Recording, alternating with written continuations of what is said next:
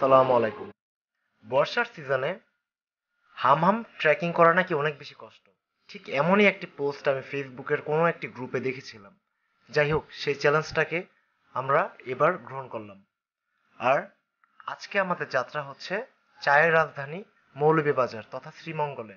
এবং আমরা যেহেতু হামামে যাব, আজকে আমরা সারাদিন ঘুরবো শ্রীমঙ্গল বা মৌলভীবাজারে। আর আমাদের এই ভিডিওটা সাজানো হয়েছে হামামকেও উদ্দেশ্য করে, মানে হামাম কিভাবে যাবেন তার সম্পূর্ণ গাইডলাইন। চলুন তাহলে ভিডিও শুরু করি আমরা প্রথম থেকে।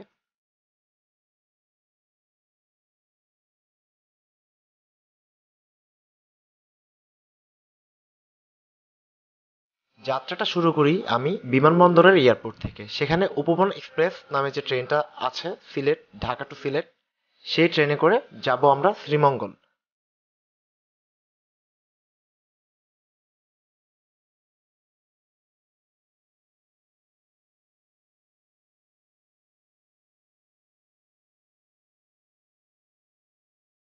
যেহেতু আমরা রাত 1:30 বাজে শ্রীমঙ্গল পৌঁছে যাব, তাই আমাদের একটি গেস্ট হাউস যেতে হবে। আমরা একটি গেস্ট হাউস নেই সকাল 6টার জন্য, একটু অল্প টাকা দিয়ে, জাস্ট শুধুমাত্র একটু রিল্যাক্স করার জন্য।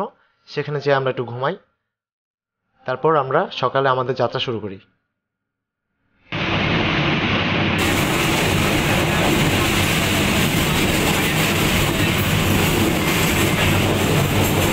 আমাদের যাত্রা শুরু হইলো এখন। আমরা একটা সিএনজি নেওয়ার ট্রাই করতেছি।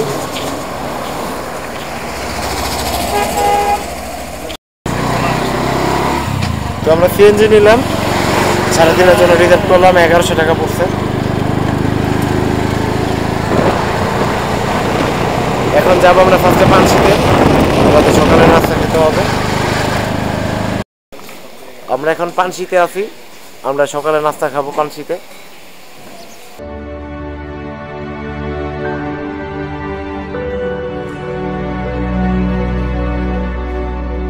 শ্রীমঙ্গলে আমি যতবারই আসি ততবারই মুগ্ধ হই।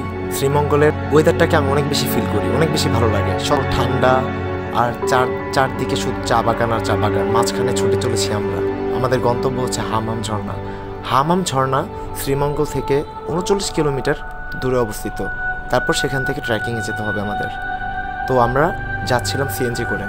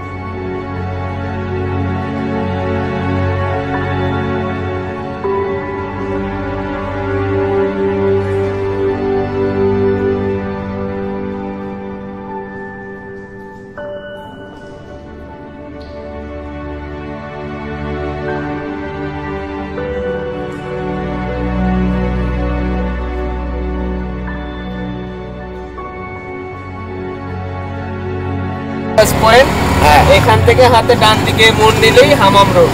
এই রোডে আপনি হামাম যেতে পারবেন, মাধবপুর লেক যেতে পারবেন, নূরজাহান টি এস্টেটে যেতে পারবেন। আচ্ছা আচ্ছা।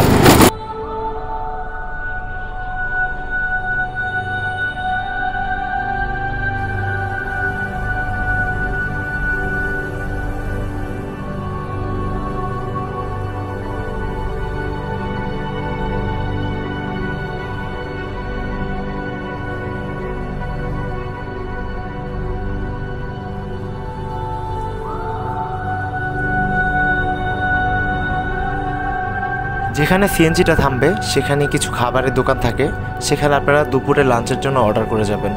আর খাবারের মেনুটা আপনারা জেনে যাবেন ঠিকঠাক মতো করে, আর প্রাইসটা ফিক্স করে যাবেন। আর এখানে গোসল টোসল করার জন্য একটি বাড়ি পাবেন, সেখানে আপনারা টাকা দিয়ে গোসল টোসল বা ওয়াশরুম মানে ইউজ করতে পারবেন। হ্যালো গাইস, এখন আমরা হামামের উদ্দেশ্যে ট্রেকিং শুরু করব। এই যে হাতে লাঠি, ইনশাআল্লাহ। বাস লাঠি না, বাস বাস। কি? মোহাম্মদ আব্দুল করিম। মোবাইল নাম্বারটা তো 01783184554। আচ্ছা, এটা এই নাম্বারে যোগাযোগ করলে তোমার পাওয়া যাবে? জি ইনশাআল্লাহ। তুমি হামামের লোকাল গাইড? জি জি। আচ্ছা ঠিক আছে, এখানে বাস টাস পাওয়া যায় 10 টাকা করে, না এজ ইউজুয়াল? জি জি। এই যে আমরা যে এখান থেকে যাচ্ছি, জি ঠিক আছে, এখানে মানে কয়টা টিলা পার হইতে হবে আমাদের? 18টা টিলা। 18টা টিলা, মানে ছোট বড় 18টা টিলা। চারটা সাঁকু। আচ্ছা, ধরো মানে কয় কিলো রাস্তা এখান থেকে হামামের? আপনার 10-12 কিলো। 10-12 কিলো হাঁটতে হবে। আচ্ছা, মানে পানিটা যে পাহাড়ের পানিটা পড়বে ওটা ইন্ডিয়ার পানি, আর মানে আমরা বাংলাদেশে থাকি ওই ফিলিং। জি। আপনারা এখান থেকে লোকাল গাইড পাবেন 400 টাকা করে। 400-500-র ভেতরেই আপনারা গাইড পেয়ে যাবেন এখানে। এখানে আমাদের এন্ট্রি ফি করতে হবে, মানে পার পারসন 10 টাকা করে। এটা হামাম ঝর্ণা যারা যাবে তাদের জন্য। এটা কি সরকারি চার্জ নাকি আঙ্কেল? স্থানীয়ভাবে আমরা প্রথম সম্ভবত একটা টিলাতে উঠতেছি।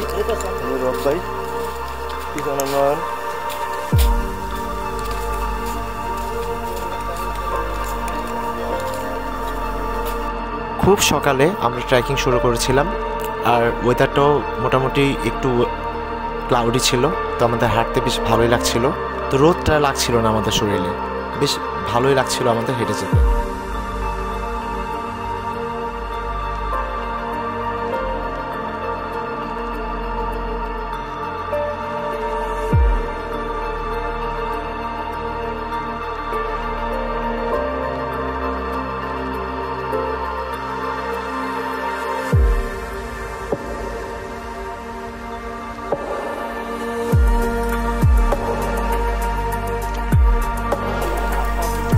বানর, সাপ, হরিণ। মানে সামনে কি আমাদের সাথে হরিণের দেখা হইতে পারে? ও আচ্ছা, ভিতরে গেলে নাকি জঙ্গলের ভিতরে গেলে? ও আচ্ছা আচ্ছা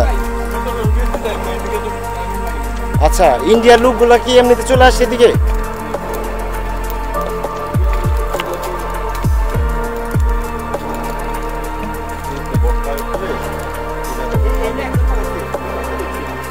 কেন না ভাই, হোপফুলি আমি সেকেন্ড মানুষ মনে হয় যাবে।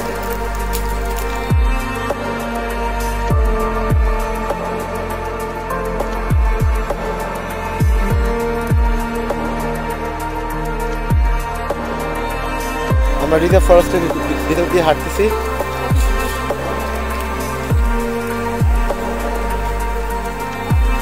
সকাল 8টা বাজে আমরা ট্রেকিং শুরু করেছি। আমাদের এই পর্যন্ত কোনো সমস্যা হয়নি। আশা করি যে বাকি রাস্তাও আমাদের কোনো সমস্যা হবে না, আমরা ঠিকঠাক মতো করে পৌঁছে যাব।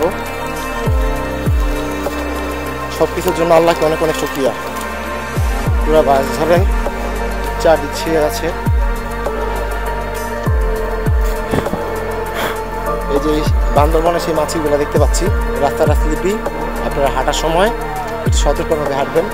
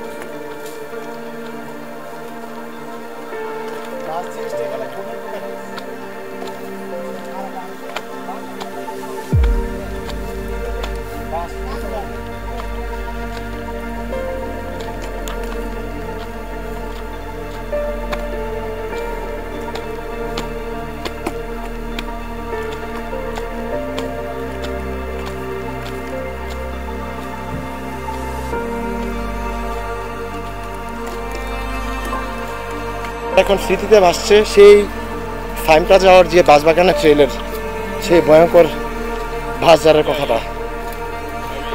বৃষ্টি আসতেছে।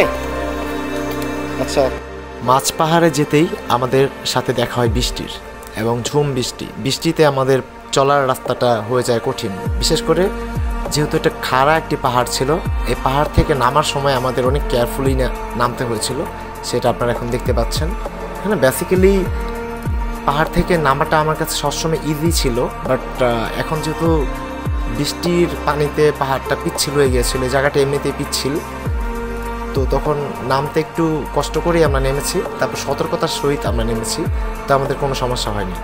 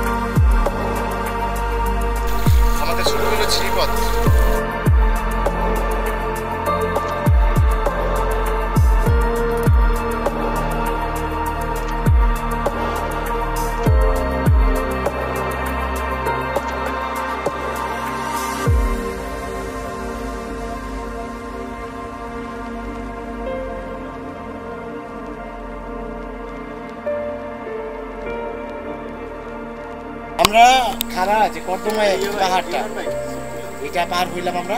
তো বন্ধুরা, এটা কত পার্সেন্ট ইয়া ছিল, কত ডিগ্রি ছিল? 95। আচ্ছা, আমাদের কয় মিনিট লাগবে মামা আমাদের যেতে? 2-4 মিনিট লাগবে। একটু সাইডগুলো, সাইডের ভিউটা দেখো মামা, টুকরো দিকে দেখো। বৃষ্টি হয়েছে তো, আর চারদিকে গাছপালা প্রচুর, এই জন্য আমার লাইটিংটা ভালো আসে না। হ্যাঁ বন্ধু, কেমন লাগছে? কষ্টের লাগছে। তো আমরা চলে এসেছি হামাম ঝর্ণা। এইটা হচ্ছে হামাম ঝর্ণা।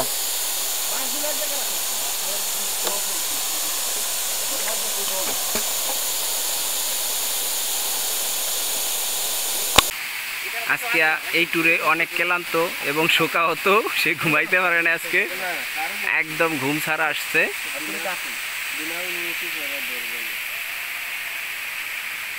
এই হলো আমাদের 4 জনের জন্য একজন গাইড। আমরা এই আব্দুল করিম ভাইকে নিয়ে আসছি, সে যথেষ্ট ভালো। আপনারা চাইলে তাকে বুক দিয়ে নিয়ে আসতে পারেন, সে যথেষ্ট মানে মানবিক মানুষ। হ্যাঁ, আর এটা হলো জয় ভাই, সারাক্ষণ খালি স্মোকিং করে, স্মোকার টুকুর। হ্যাঁ, সে একটা ভয়ঙ্কর প্রাণী।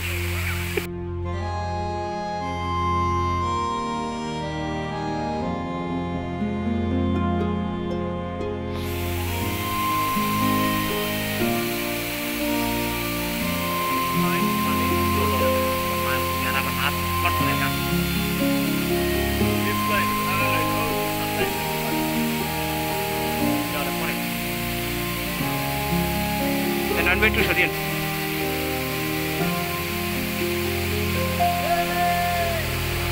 শুরু হয়ে গেছে।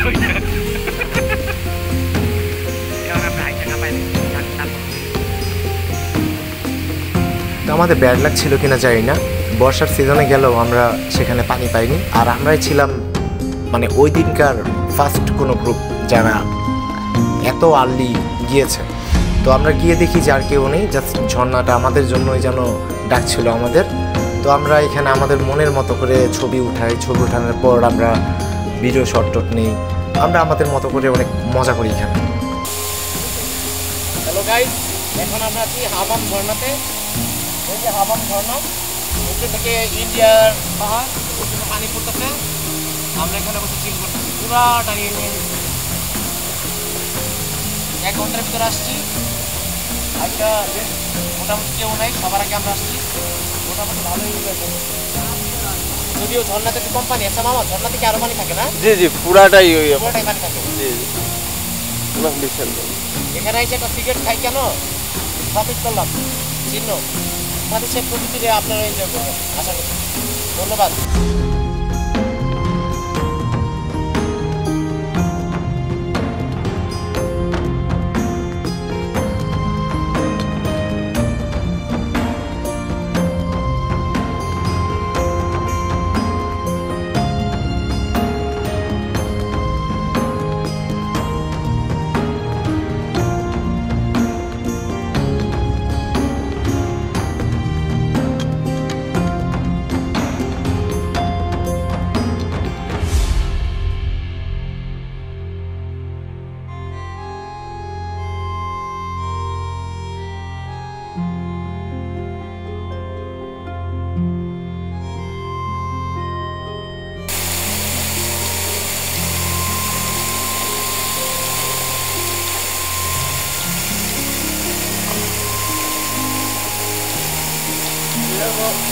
উপরটাই মাছ মাছ পড়লে তো মজা যাইব না।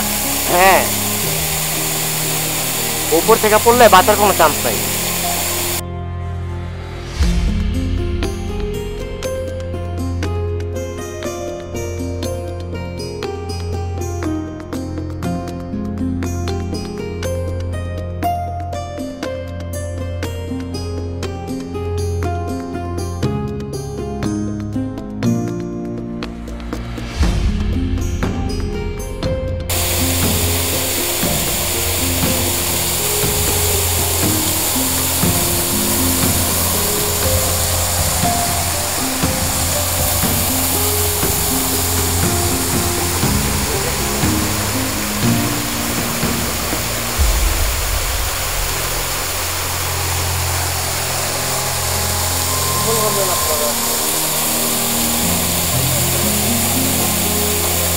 এই জায়গাতে নামলে সাঁতারিব।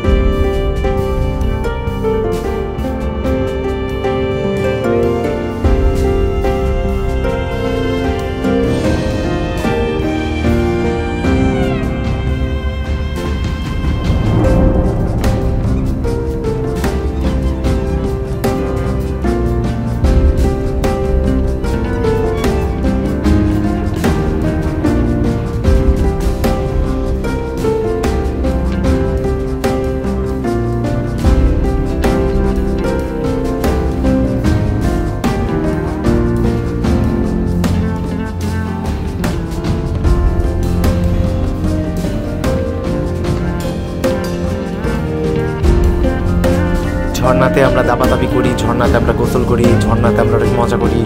তারপর এইগুলো করে তারপর আমরা এখানে 1.5 ঘন্টার মতো টাইম স্পেন্ড করি। তারপর টাইম স্পেন্ড করে আমরা সেখান থেকে আমরা ব্যাক করি। আবার ব্যাক করার জন্য আপনারা দেখতে পাচ্ছেন এখন যেহেতু বৃষ্টি হয়েছিল আসার সময় আমাদের নামতে কষ্ট হয়েছিল, এখন আমাদের উঠতে হবে। তো আমরা উঠি, আমাদের কোনো প্রকার প্রবলেম হয় না। আমি গিয়েছিলাম 1.5 ঘন্টার ভিতর, আর আসছিও আমরা 1.5 ঘন্টার মতো টাইম। সো এইটাই ছিল আমাদের হামহাম ঝর্ণা। কেমন লেগেছে আমাকে জানাবেন, ভালো লাগলে পাশে থাকবেন। ধন্যবাদ, আসসালামু আলাইকুম।